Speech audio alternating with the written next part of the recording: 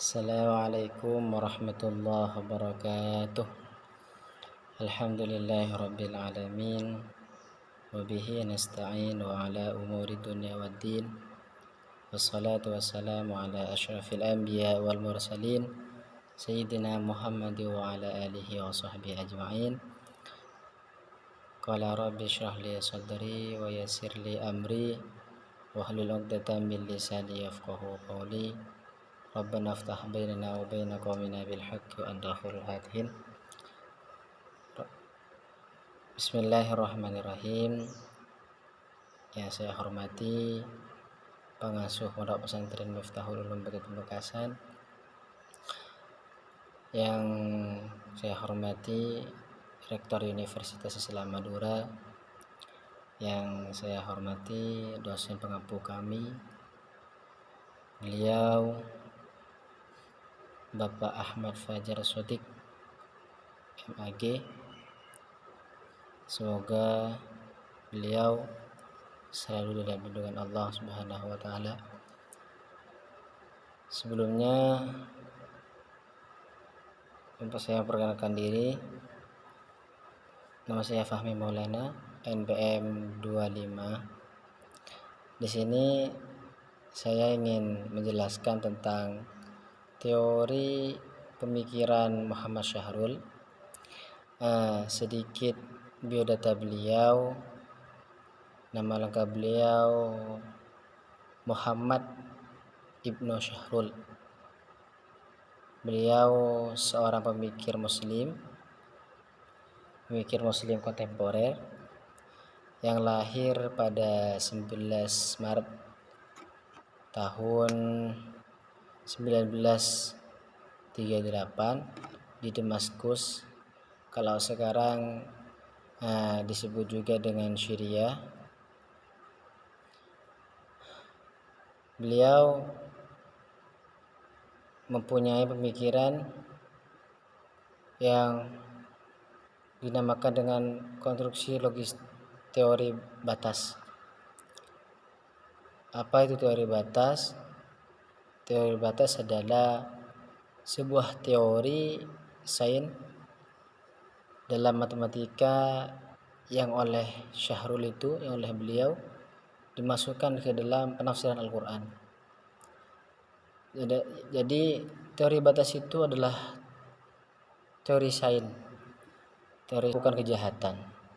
Jadi istilah had itu adalah suatu kata suatu istilah yang diucapkan untuk pelanggaran-pelanggaran, supaya tidak melakukan, diartikan untuk istilahnya untuk tidak melakukan pelanggaran itu. Menurut penulis dalam Al-Quran tidak ada kata had yang berarti hukum. Jadi kata-kata penulis di makalah ini, had itu kalau di Al-Quran katanya tidak ada, katanya hukum had, maksudnya dalam Al-Quran katanya di sini hukum had kalau di dalam Al-Quran itu tidak ada katanya. Tapi ia berubah pengertian menjadi hukuman setelah memunculkan teori hukum fikih kontemporer. Jadi had itu kalau di Al-Quran katanya tidak ada.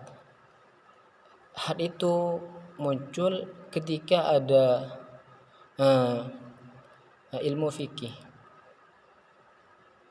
sampai katanya ada di dalam fikih itu adalah istilah bab ubudah.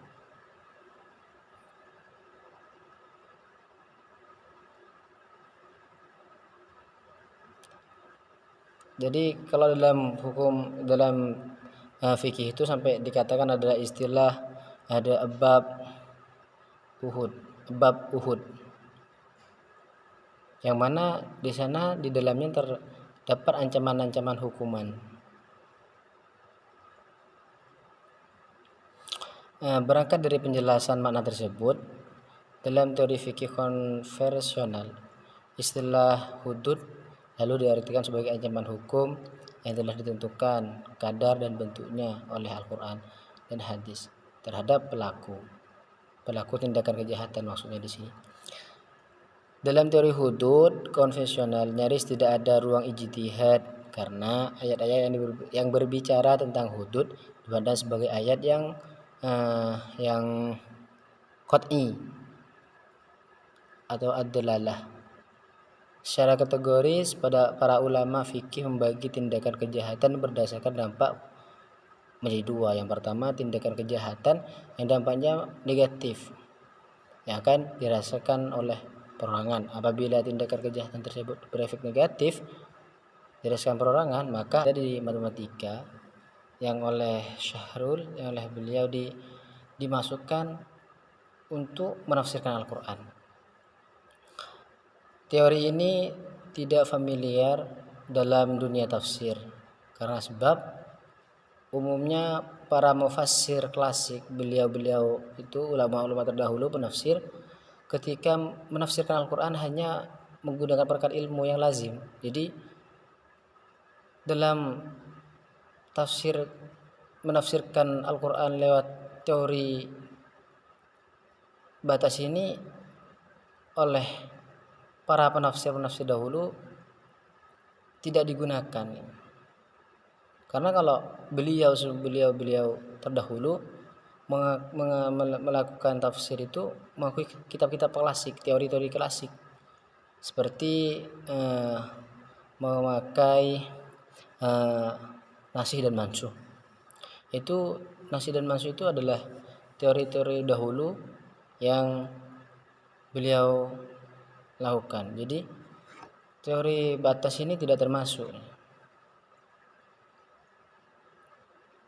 Yang kedua adalah teori hudud qadim. Teori hudud qadim itu adalah istilah hudud diambil dari hudud. Apa istilah hudud itu? Adalah sebuah istilah. Hudud itu adalah sebuah istilah memang sudah dikemukakan para ulama. Kata hudud itu adalah bentuk dari plural dari kata had atau batas-batas. Dalam kamus Bahr al-Muhti karya Ibnu Mathur, al-had diartikan sebagai al-hajj atau bisa dikatakan dengan penghalang atau pembatas. Jadi had itu banyak kata dan banyak arti. Ada yang mengatakan had itu batas, ada yang mengatakan pemisah atau penghalang.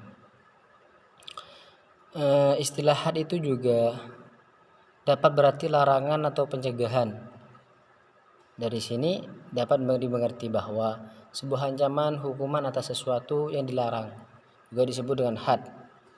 Karena ancaman itu diharapkan dengan pencegahan, itu diharapkan untuk dicegah dari melakukan kejahatan.